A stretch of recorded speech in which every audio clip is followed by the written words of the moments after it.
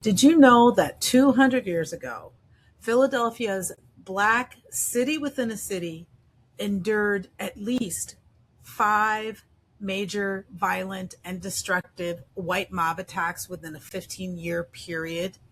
The violence and destructiveness of these mob attacks is hidden within the word race riot, which they definitely were not.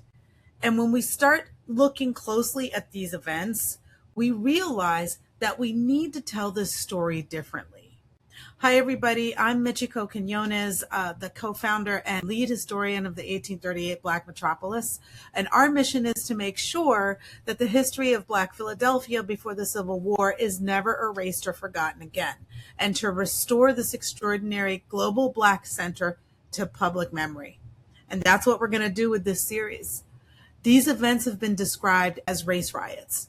But when you go back and look at the historical record, when you look at the newspapers and the eyewitness accounts and the addresses and the people who were actually attacked, a very different picture begins to emerge. Again and again, white mobs entered the center of the Black city. This was a huge Black center, a population of nearly 20,000 people. It was like when Harriet Tubman was still a teenager. This city, had it been a city of its own, it would have been in the top 20 cities of the United States. It was bigger than all of St. Louis and all of Buffalo. 20,000, nearly 20,000 free Black people. So these mobs attacked this rich global Black center, and they killed Black people. They destroyed homes, they destroyed and burned churches and businesses and meeting halls and other Black institutions. But that's really only part of the story, because we also want to show you what Black Philadelphians did in response. Let me tell you, antebellum Black Philadelphians defended their homes. They used the legal system to press charges. They sued for damages and won. They protected the community. They formed armed garrisons. They organized and they rebuilt. So in this series, we're going to take you through these attacks one by one, and we're going to show you the evidence.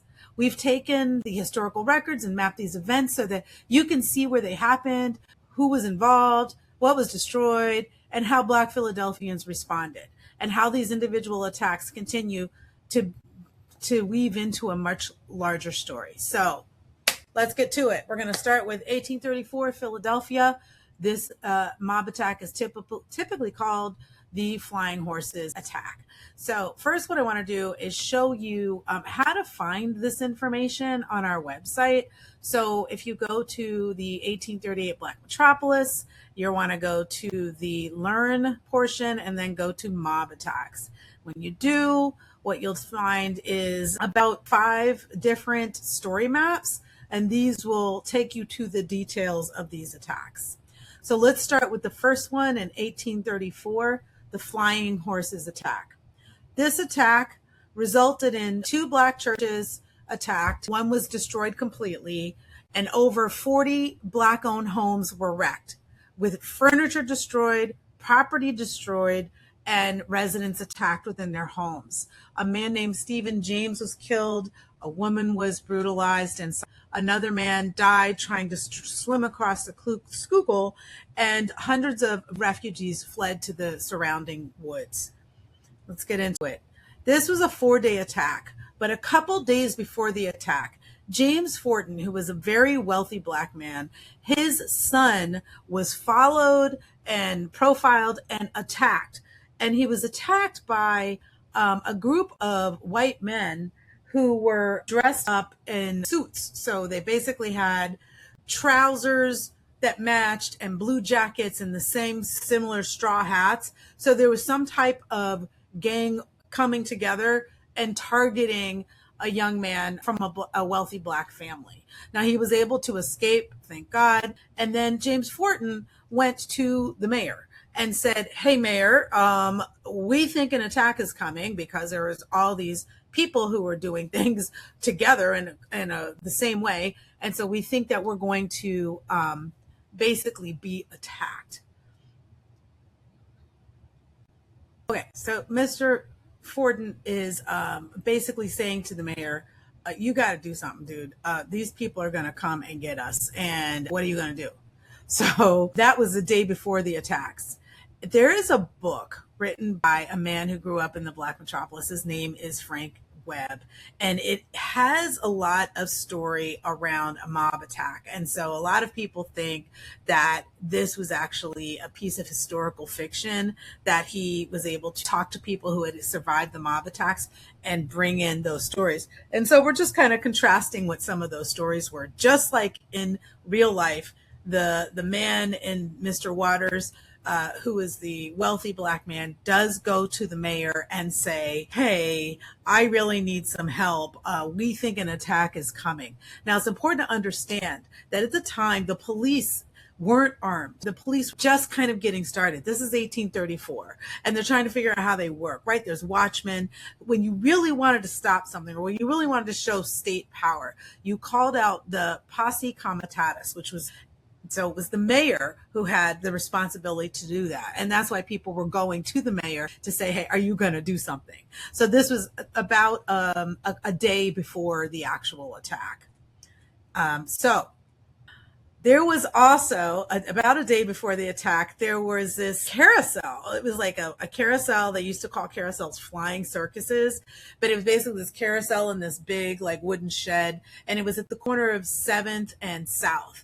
And Black and white people were going to this. So it wasn't just, it wasn't just a white thing or a Black thing. And what had happened was that there was like a white attack on Black participants going to this flying circus, and Black people defended themselves.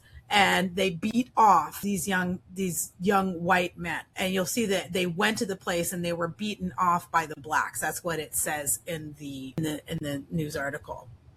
So then the next day, the mob decides that they're going to come and attack. And what they do is they gather outside of Pennsylvania Hospital. So this is right in the center of this rich Black metropolis.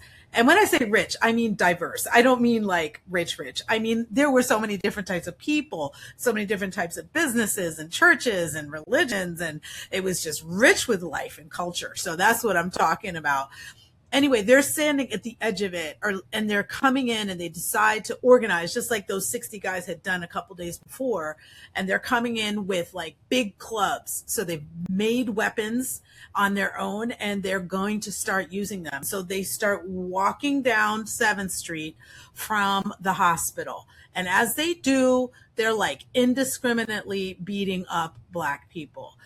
There were 2 white allies who were following them to gain street intelligence and understand what they were doing. One was a guy named Thomas Shipley. He was a Quaker. And the other one was a guy named Edwin Abdy. And Edwin Abdy wrote down everything he saw.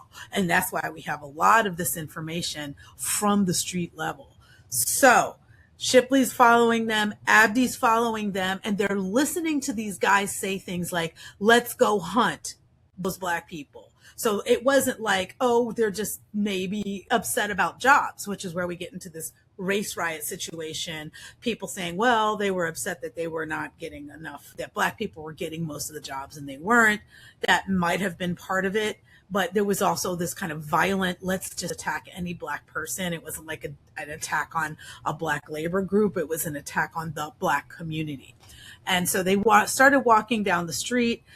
They marched down 7th Street, and this is what the press actually says. On the way down, several Blacks were inhumanely beaten and dreadfully lacerated. And this is not the time of emergency ER, people. Like if you get hit by a club or something gets broken, you're going to the hospital, but this is a catastrophic injury that will last for your whole life. It's like recovering from this is not easy, okay? So that's what's happening on the street. Somebody's coming home from work and somebody comes and hits them up the side of the head with a bludgeon, and then they're in the hospital and they're hoping and they're fighting for survival. So the other thing that happened is they went straight back to that flying horses and they tore it down. So they start destroying property. So they're already violently attacking innocent people, and now they're going and they're destroying property. They find the home, and this is one of the first homes that they attack on South Street. They attack a home that they knew was occupied by Black people. And so fortunately, everybody was able to get out, but the home was completely, and this happened in the 35 mob attack too. The idea that this had been planned, right, in advance. There was a call that went out to white people to put a candle in their homes so that in their windows, so that the white mob would understand that that's a white home that they should not attack. This is what it says in the paper. Some arrangement, it appears, existed between the mob and white inhabitants as the dwelling houses of the latter contiguous were illuminated. So right next door, you could look at the house and say, this is a white house. These were left undisturbed while the huts of the Negroes were signaled out. I think Black people were living in huts. I think that there's sometimes when we read this newspaper stuff, it's also very biased from the past. We have to be able to critically examine the words that are used for white people versus Black people. They're living right next to each other. Why are Black people considered to be living in huts? And what, the white people are not also in huts? So just think about what you're reading. But it's important for us to be able to see that those white homes were spared. On Bedford Street, I mean, this is bad. Bedford is now called Cater. I mean, they just ran in there and just started going into people's homes and destroying china and beating up residents and stealing valuable goods. I mean, this was not just about labor, okay?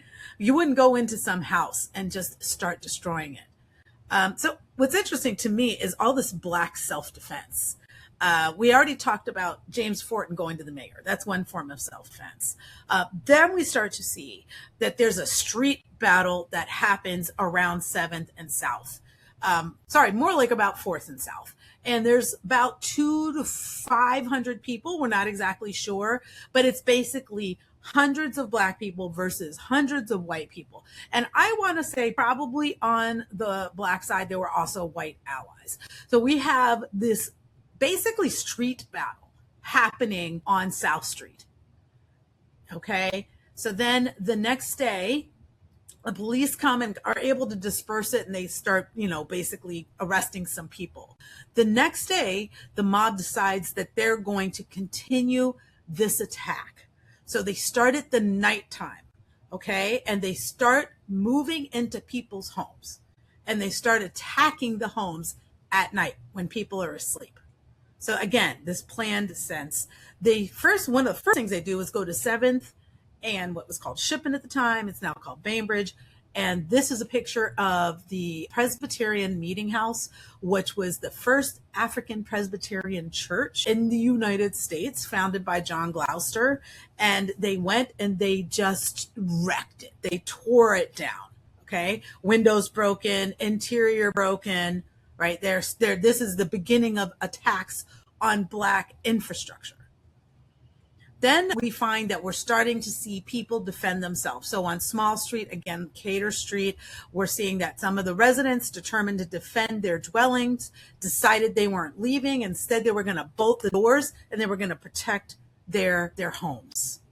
And then we see something similar, this idea of staying in my home and having an armed garrison. I'm armed with something, whatever it is I have, I'm protecting my house. In the Garys and their friends actually had hot coals, and they were standing in the home of a wealthy Black man. And when Mr. Walters and when the mob came, they poured the coals over. And so we think that might have actually happened because, again, Frank Webb was getting these ideas from people who had actually lived through this experience.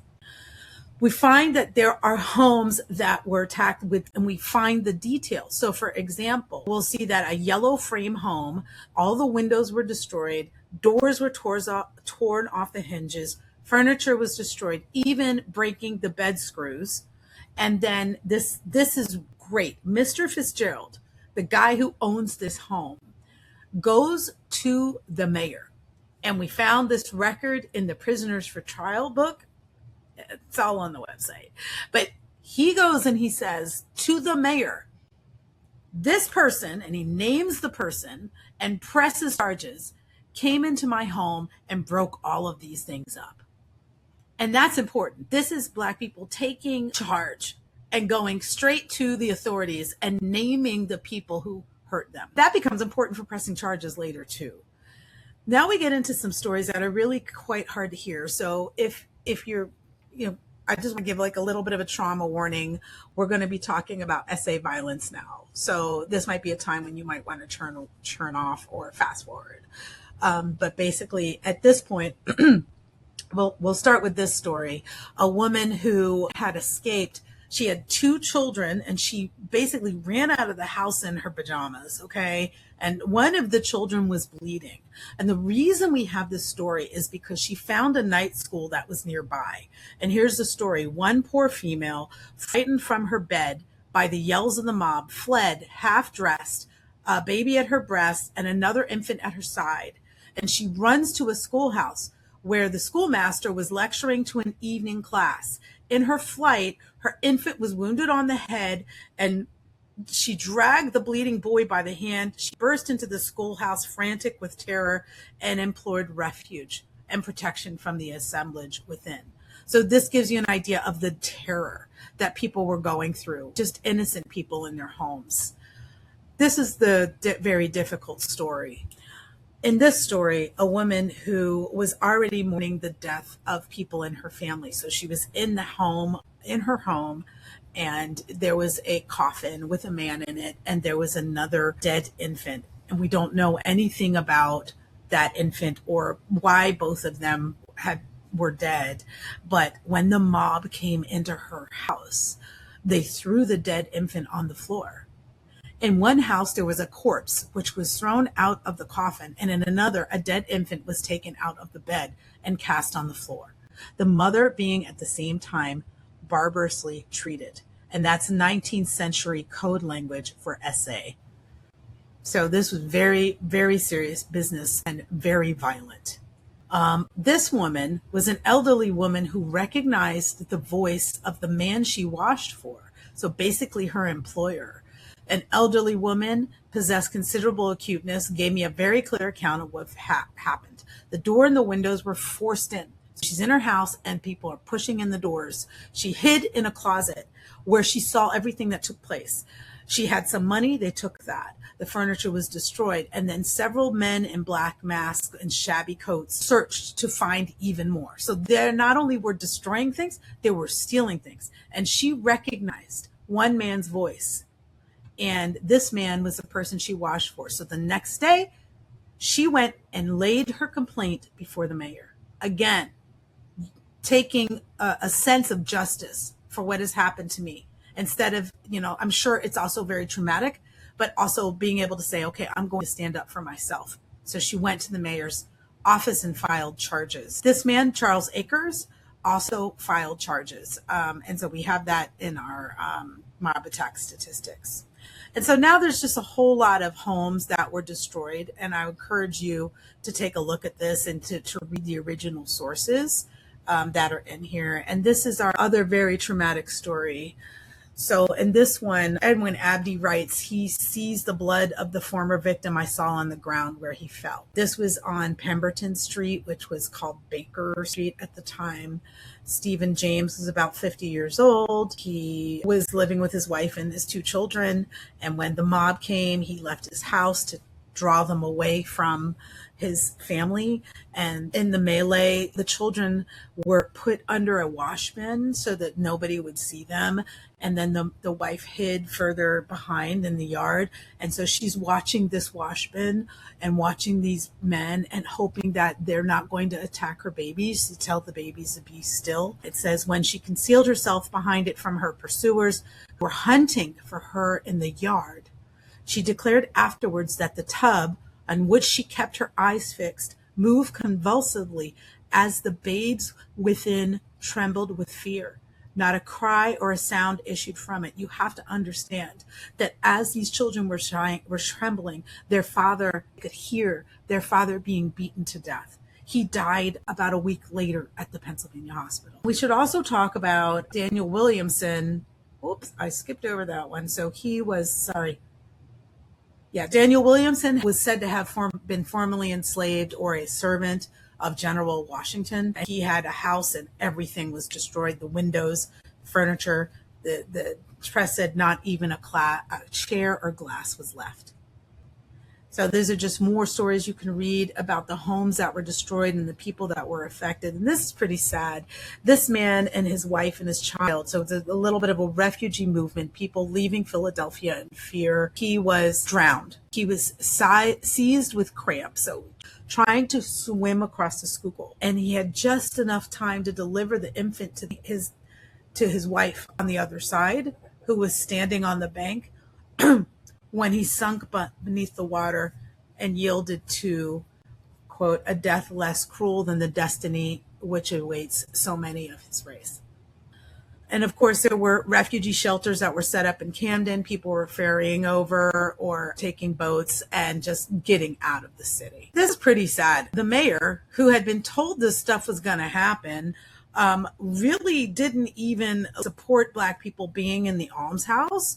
So he basically said that he felt like the almshouse would be in danger because Black people were there. And then he said, okay, finally they can stay, but it's only, you got to come in like in quiet and in secret. And this is just ridiculous. That was day 2, guys. We're at day 3 now. The mob is now deciding that they're going to tear down another church. So they go all the way down to Moyamensing, and there's a Methodist church, a Black Methodist church. I'm not sure if it's AME, but it was a Methodist church, and they just went with ropes early in the morning and pulled it down and destroyed it. We don't even have memory of this church. It's really hard for me to find anything about it. The mob came in to destroy it.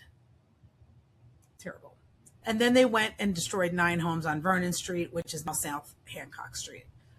Then on day 4, okay, I think the Posse Comitatus was starting to come into play. Like, maybe we should do something. The Benezet Hall, which was a townhome that still exists. You can go see it. It's right on 7th Street.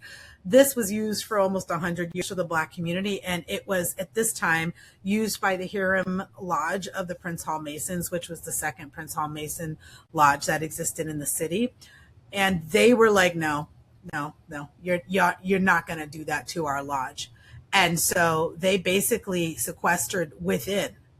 A number of colored men who had been driven to desperation by the acts of the mob and who had relinquished the idea of protection from the civil authorities determined to resort to arms to defend themselves and their families from the further aggressions of their prosecutors. They accordingly repaired to Benezet Hall, one of their public buildings in South 7th Street, with a supply of firearms and ammunition, determined to fire upon the assailants. I mean, after 4 days of attacks, yeah. Okay, like if you're not going to do it, and maintain their post or die in the attempt. Okay, this is really because they had given up, they had relinquished the idea of protection from the civil authorities. Okay, so Thomas Shipley was there. He was able to tell the mob to stand down, and after that, the mob, it should be noted, most of them were from Moyamensing, which was basically not a part of Philadelphia. Philadelphia had not become one big city yet. So Philadelphia City and Moyamensing, the border between them was South Street. And so these mobsters knew that if they could make it back across South Street into Moyamensing, they would be safe. That if they crossed into the city, then they would be in trouble from the Posse Comitatus. They didn't care. Okay, this is day 4. They were like, we're going to cross South Street. There's Benezet Hall. As soon as they crossed over there in a different municipality, and they could, get arrested and not have the protection of the Moyamensing aldermen and other watchmen and things that would protect them in Moyamensing, but they did it anyway. They were talked down by Thomas Shipley. I guess the Posse Comitatus was also there. And then the Prince Hall Masons left out the back. So that is it for today. We're going to be doing this whole series and maybe a few more extras that we'll see over the next couple of videos. Listen, like and subscribe, because for you, I think they're going to be a new way to learn information and a very visual way to learn this history. So it's important that we all know it, because it has been in danger of getting lost. And of course, being minimized. And of course, being told from a perspective that totally does not tell the truth. So we're here to start restoring those histories. So don't forget to like and subscribe.